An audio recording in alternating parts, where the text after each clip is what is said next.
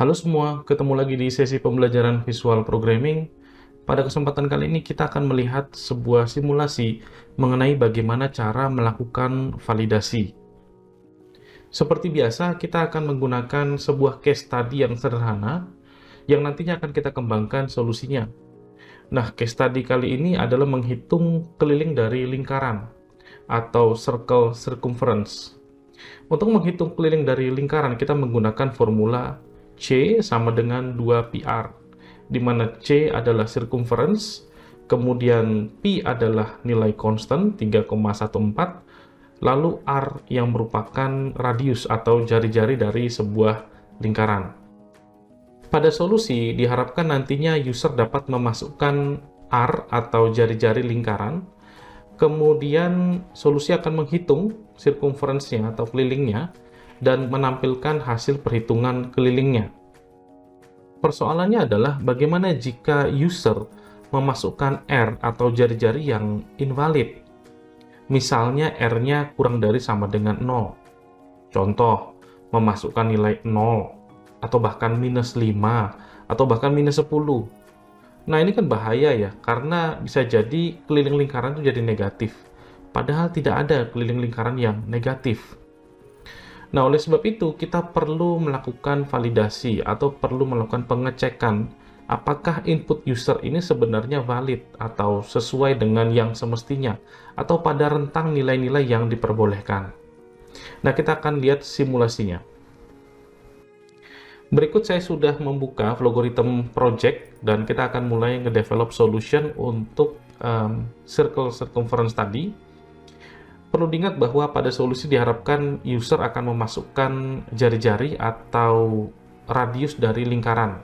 Nah, kita akan mulai dari situ ya untuk development ini.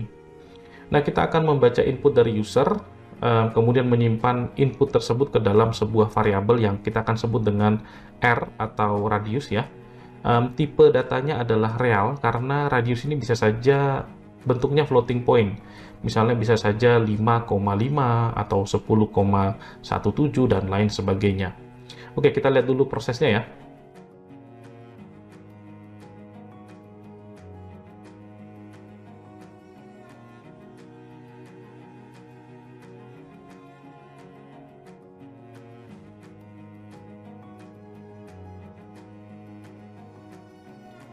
Sampai di sini kita sudah punya sebuah variabel namanya R, tipenya real.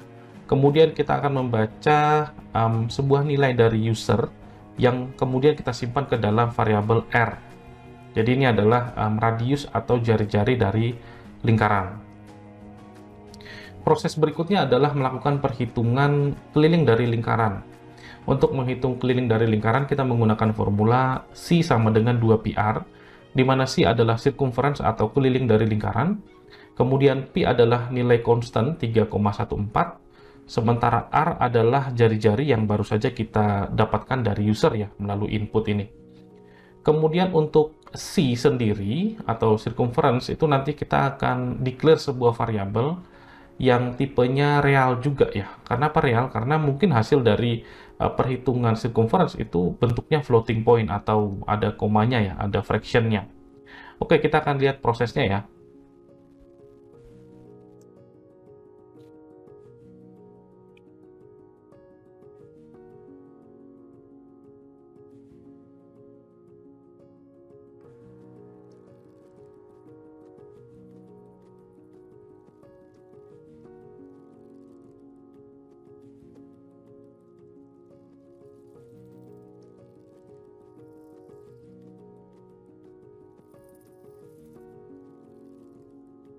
Sampai di sini kita sudah melakukan perhitungan terhadap circumference atau keliling dari lingkaran di sini. Formula yang kita gunakan adalah C sama dengan 2πr, di mana C merupakan sebuah variabel yang nantinya mencerminkan keliling dari lingkaran. Nah, C sendiri adalah variabel yang kita declare di sini ya, tipenya real. Kemudian untuk P merupakan built-in constant dari Vlogorithms, jadi kita tinggal pakai. Kemudian R adalah jari-jari yang barusan kita peroleh dari input user. Very simple. Yang terakhir kita akan melakukan output ya, menampilkan output berkaitan dengan hasil dari perhitungan. Atau di sini kita menggunakan C ya, jadi kita menampilkan C atau circumference-nya. Baik, sampai di sini sudah selesai. Nah, kita akan coba run ya, kita akan coba execute. Nah, untuk merun, kita klik yang ini ya, kemudian itu ya udah jalan. Kemudian kita run lagi ya, continue. Nah, kita sudah punya dua buah variabel R dan C, dua-duanya uninitialized, belum ada nilainya. Kemudian kita continue lagi ya. Nah, kita diminta untuk memasukkan R ya. Misalnya saya masukkan 10 ya. Saya enter. Kemudian kita continue lagi ya. Jadi kita sudah punya nilai R yaitu 10. Kemudian kita continue. Nah, dilakukan perhitungan nih. Hasil perhitungannya adalah 62,831 sekian sekian sekian sekian. Kemudian kita akan continue lagi. Kita output. Nah, itu tampilannya. Jadi sudah ada outputnya.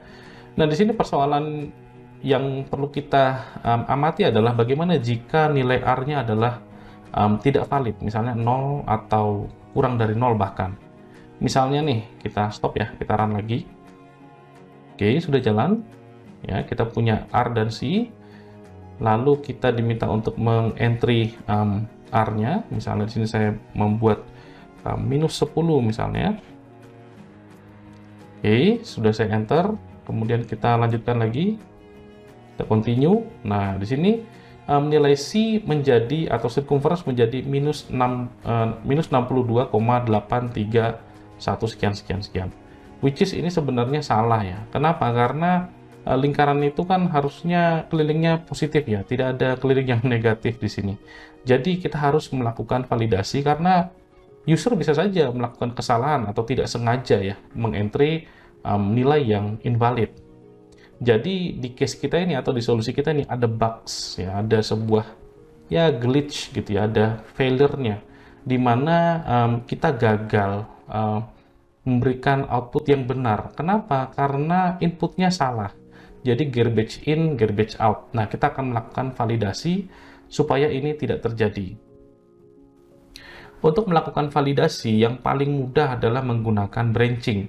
Jadi, kita bisa melakukan percabangan untuk memeriksa nilai dari R.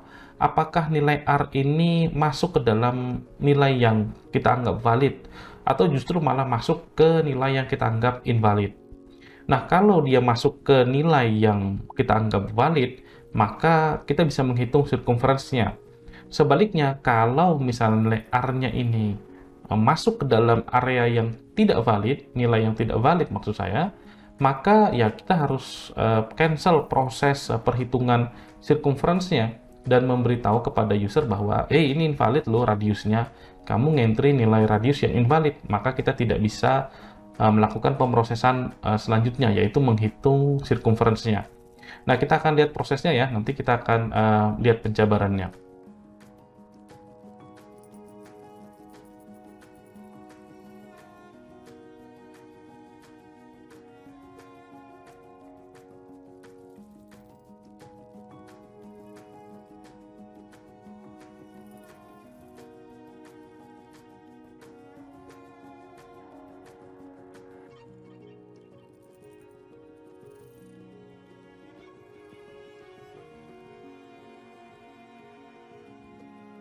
Baik, sampai di sini sudah beres ya. Jadi kita sudah melakukan di sini pemeriksaan terhadap nilai R. Kalau nilai R-nya lebih dari 0 atau valid, maka kita akan melakukan perhitungan circumference atau keliling, lalu menampilkan output dari hasil perhitungan circumference.